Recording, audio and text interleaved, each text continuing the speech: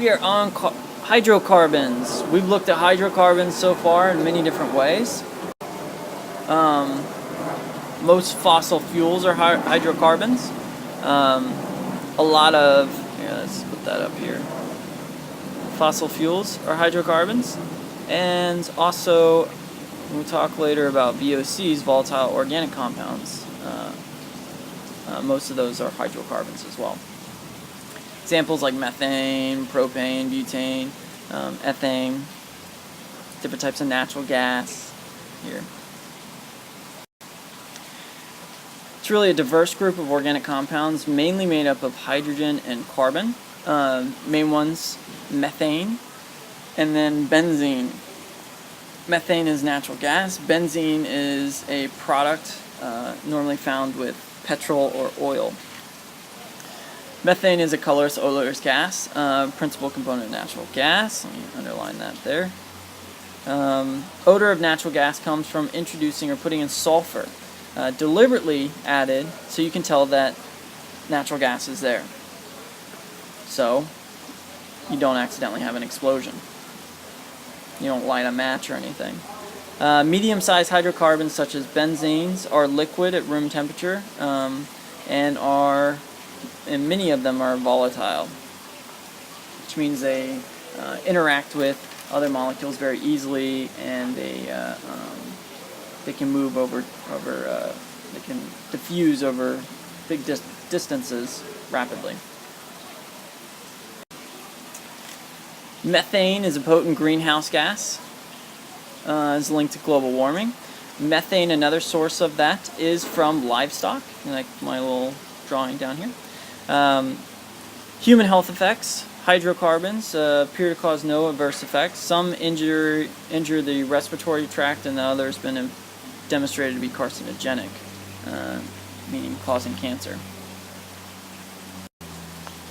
And here we have ozone. Ozone. And ozone can be good or it can be bad. If ozone is in the troposphere, bad. It's bad. And how that's formed is when you have nitrogen oxides and those volatile organic compounds in the presence of light, you can create ozone. But ozone in the stratosphere, which is looking at here, is very beneficial because it reduces UV radiation, ultraviolet radiation. So it prevents that UV radiation from coming in. Yep. Ozone is a form of oxygen that's considered a pollutant in the troposphere, but in the stratosphere, once again, second layer from the crust, the oxygen reacts with UV coming in from the sun and absorbs it. Certain human-made pollutants, like CFCs, react with it, destroying it and breaking it down. So with that hole in the ozone layer, it's because of CFCs.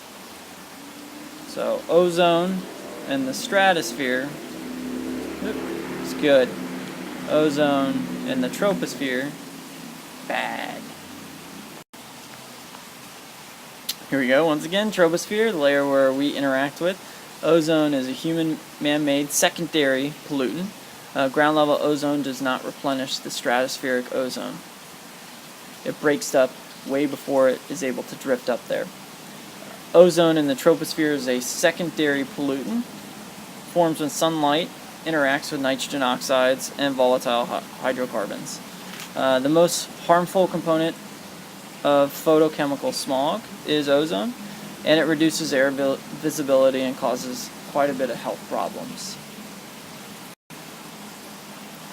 Here I've got a picture of LA, and you can see the photochemical smog creates a haze over the city, and that haze is partially because of particulate matters and ozone.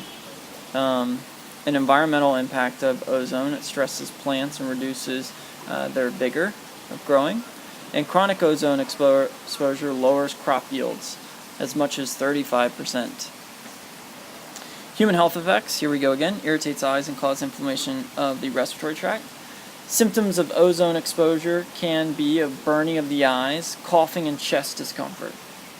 So if you ever notice on a day where there is thermal inversion, which I believe we'll talk about here in a second, which is a mixing of hot and cold air, and it's very warm out and there's a lot of transportation, and the air is kind of hazy, you probably have quite a bit of ozone.